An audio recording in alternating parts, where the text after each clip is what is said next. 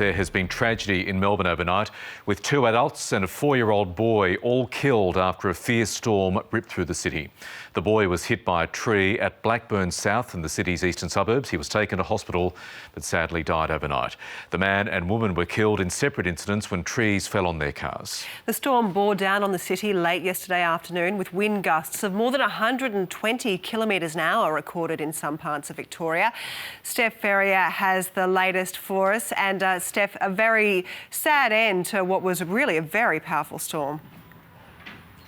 Yes, Mads, indeed it was. This 4-year-old boy was struck by a tree in Blackburn South in Melbourne's eastern suburbs, and he was critically injured and taken to the Royal Children's Hospital, and despite the best efforts of medical teams, they were unable to save him. Now, he was one of 3 people who were killed by falling trees in this fierce storm overnight.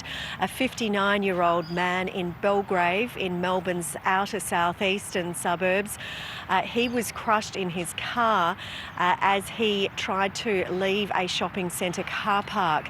And that was just after 6 o'clock, and less than an hour later, a 36-year-old woman was also killed by a falling tree. She was a passenger in a ute, and the male driver was taken to hospital with minor injuries. Now, apart from these deaths, of course, there was quite a lot of destruction out in parts of Melbourne and Victoria, and the SES says that it has received more than 1,800 calls for help, and it's still responding and working on around 400 jobs today.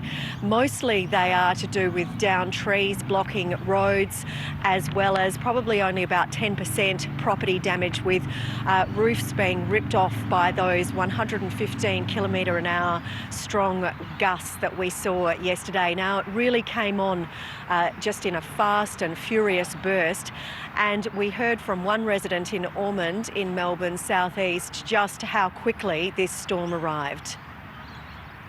I was just about ready to watch the penguin parade for the first time online, and I heard a bang, the fence broken, the car smashed, and my big 60-foot tree across the road. So a lot of damage. Still the clean-up continues here, and also still around more than 55,000 homes without power this morning. We have heard that there's some 52,000 from AusNet in Victoria's east without power.